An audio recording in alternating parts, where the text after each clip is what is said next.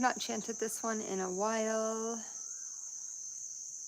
and we're just going to begin, and then of course we'll go through it. So just like to begin right away so that as people are coming into the space, oh, you know what? The microphone. Okay. Welcome, welcome. I gotta find that mic. Make sure you can hear me.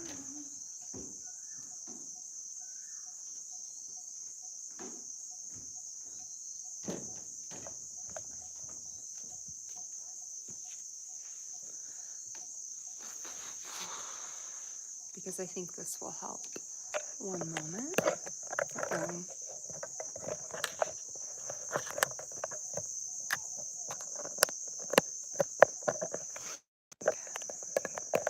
Oop.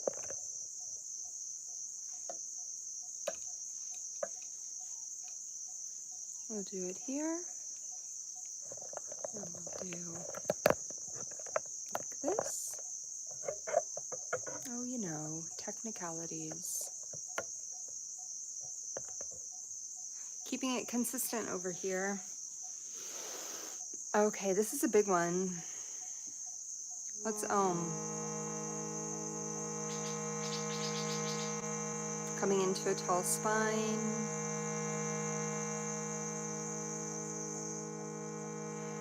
Closing the eyes, softening all of the muscles of your face. Relaxing the shoulders. Going a little bit deeper with your breath.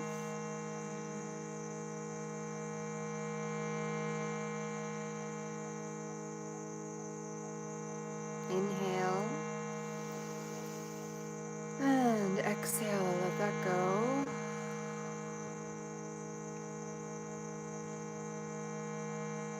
Let's start with some Oms. Breathing in.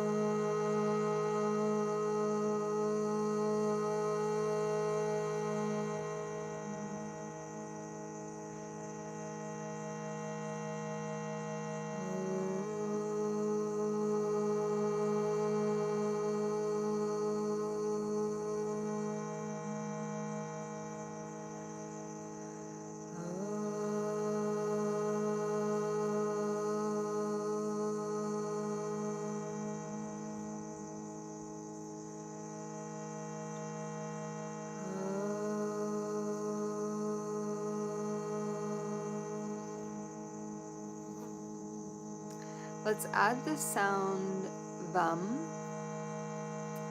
to open our second chakra, the Svadhisthana.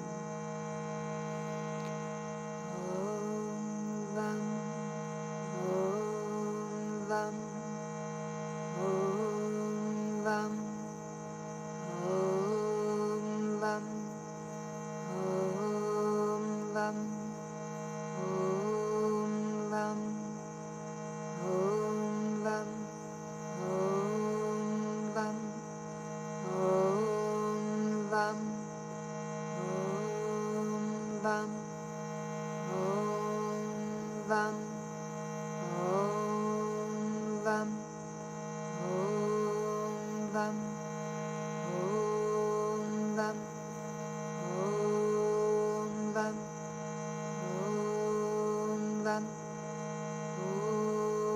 VUM. Om VUM, Om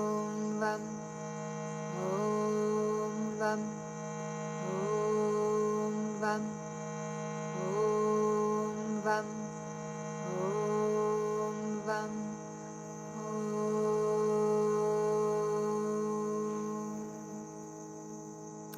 Let's change it to Va Va Vum, and we'll do some different kind of versions of that. Follow along. Hello and welcome. Thank you for being here. Bless you. Va va vum, va va vum, va va vam, va va vam, va va vam, va va vam, va va vam, va va vam,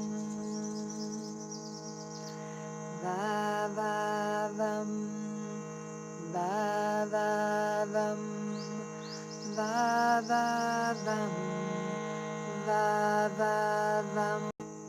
We're definitely in Mercury retrograde because this is the second time this week that the live stream has completely crashed out. So here we are. Welcome, welcome. So what we're doing in these live streams, since we are kind of just making it up as we go along, is I'm just choosing a mantra from my catalog of mantras. And maybe some songs will come into play.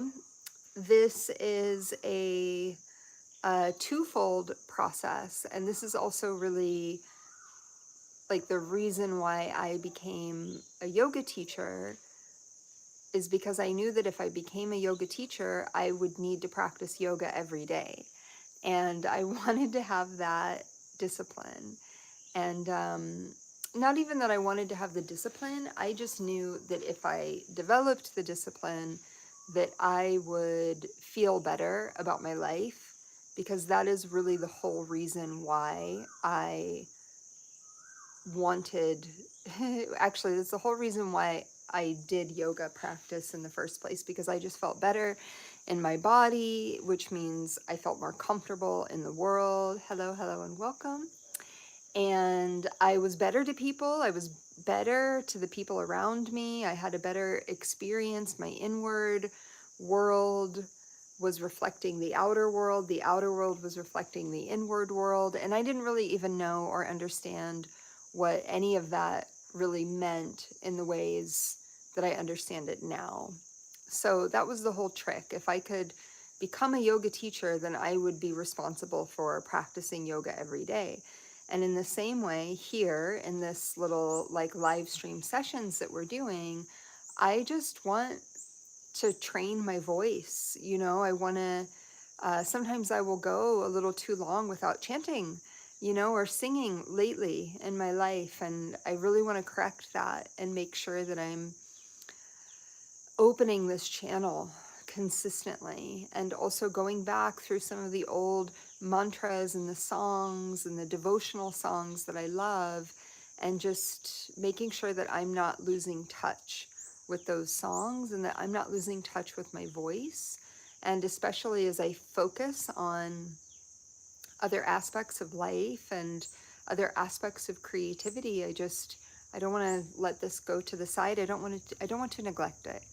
So if I am practicing, I might as well share it with you so that you can also be inspired to come into your voice, to open that channel. You don't need to be a professional singer. You can be scared about singing. You can be scared about, you know, opening your voice. Like, it is very, you know, it's a little bit of a hill to climb at first, but chanting mantra is in general very simple. Can be. It can also be very not simple. Can get very complex, let's say, very nuanced and complex and specific. So when I first started chanting mantra, especially as somebody living in the West and coming from a Western world and not brought up in this tradition, the teachers that I first encountered recommended that I come to this practice with a very pure heart, first and foremost, to just keep the heart very pure, very sweet, very open. Any which way that you are chanting, because I definitely received some Western feedback along the way, which was, you know, what if you're chanting it wrong? You're going to be invoking this instead of that. And what the people who had been on this path for some time, Brahmin priests, had told me was that it's impossible for that to happen if your heart is pure. If your heart and mind are aligned in a good way, yes, it's going to be more precise, the outcome, the more precise you are with how you are speaking the mantra, chanting the mantra, the sounds. That's why it is a very in-depth, almost like a scientific practice. However, it's better to just begin, because we want to begin to move the mind, and we want to begin to move the tongue and tap into the meridians, and we want to begin the practice. So we don't want that to hold us back, and we don't want to think that we have to have 20 years of study in all of these different sacred languages just to be able to chant. And you can let me know in the comments if you feel differently about that, for sure. And that's the other thing that I always recommend, because I can teach you something, I can share something with you that I have been doing that has been working for me.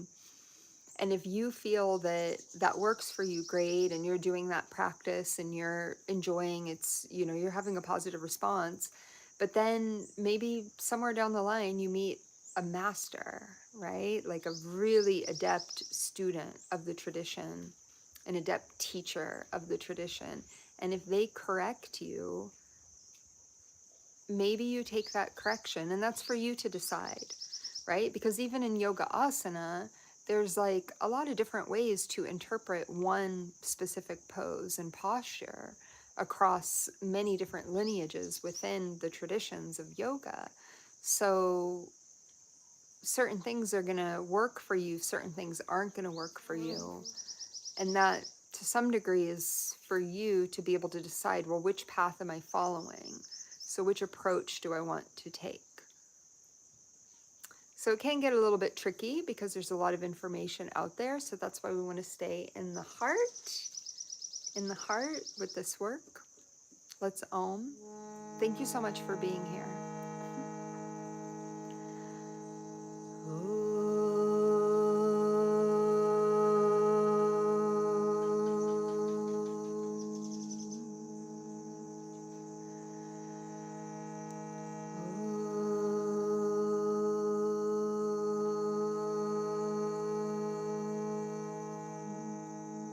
Va-va-vam. Va-va-vam. Va-va-vam. Va-va-vam.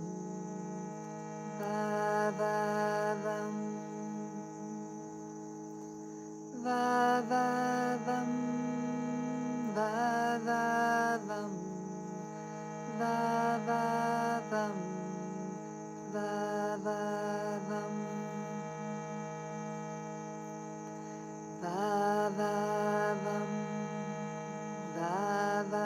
Va-va-vam. Va-va-vam. Va-va-vam. Va-va-vam. Va-va-vam. Va-va-vam. Va-va-vam. Om.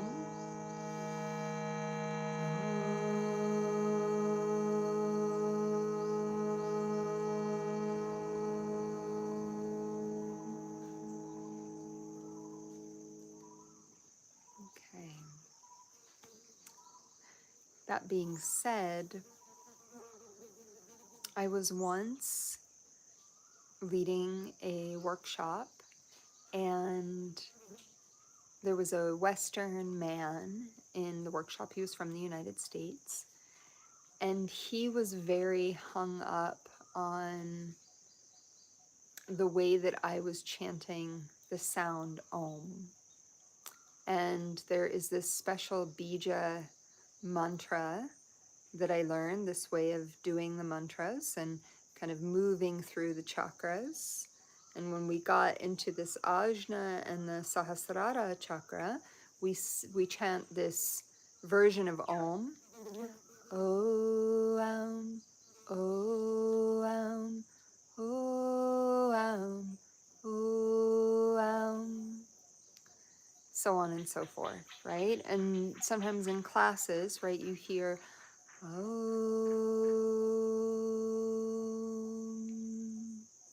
Or when you move into more of like Tibetan, Om Mani Padme Hum, Om Mani Padme Hum, Om Mani Padme Hum. So it's a bit of a Om sound, right? And he had just done a workshop, maybe online or in person, I'm not sure. I think he did the inner engineering with Sadhguru. And so he was very set on that it needs to be Aum,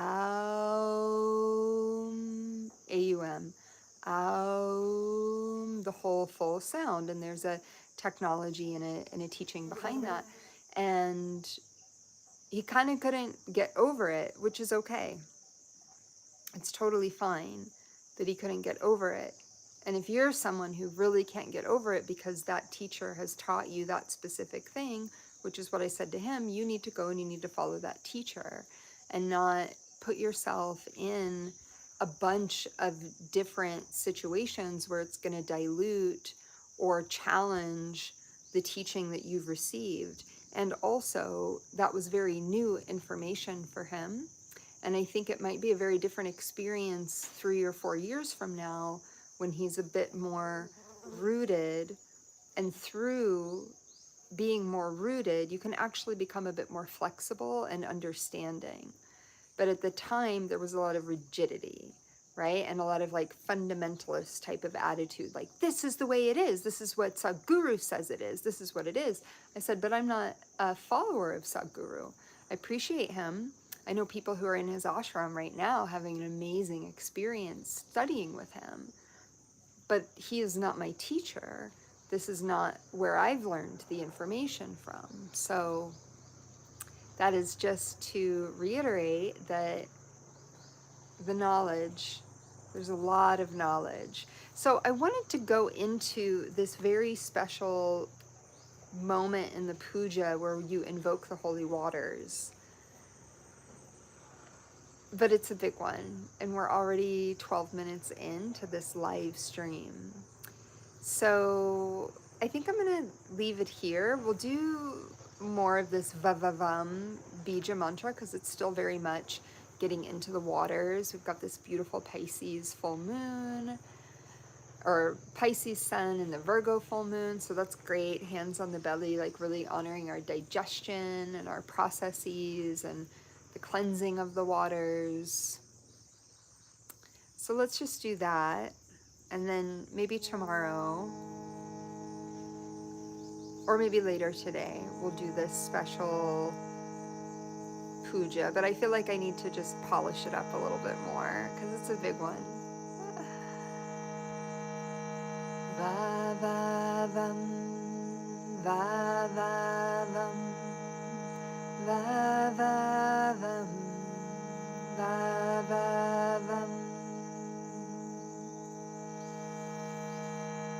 vavavam, vavavam,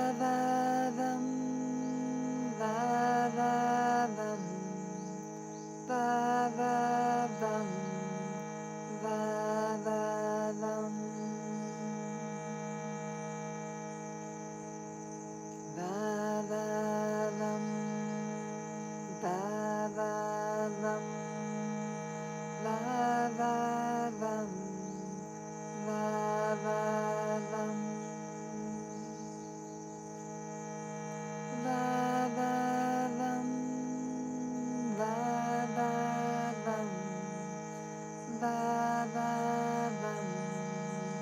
vavavam, vavavam.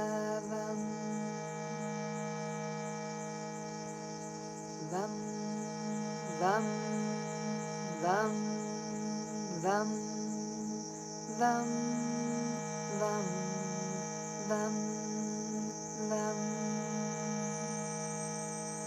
Vavavam, vavavam, vavavam, vavavam.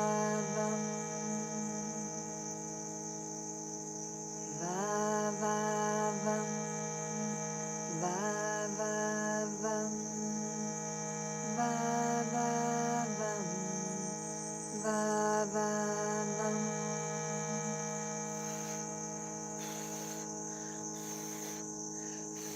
Wow, it really wants to hang out. B. Va va vam. Va va vam.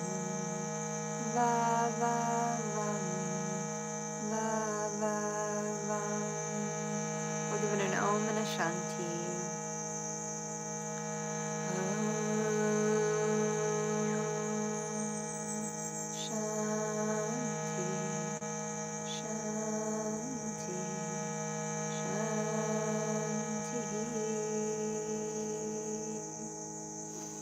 Peace, peace, peace. Thank you for joining me here today. Thank you to the power of our own prana and the power of our own speech. Thank you to all of the great yogis, yoginis, yogic masters, to the sacred traditions of humanity, to the path of peace. Namaste, namaskar, satnam, shanti, shalom, posh, and lakesh, alaken. Much love and many blessings, and I'll see you in the next one.